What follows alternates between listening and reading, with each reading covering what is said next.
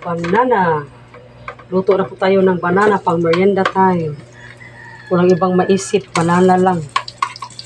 Ito na. Merienda, saging. Na natin kunin kasi naluto na ang iba. Naluto na kasi. Tuhugin na natin sa stick para magandang tingnan. Tingnan niyo mga ka-friends. So, tuhugin natin ang stick. Kailangan natin.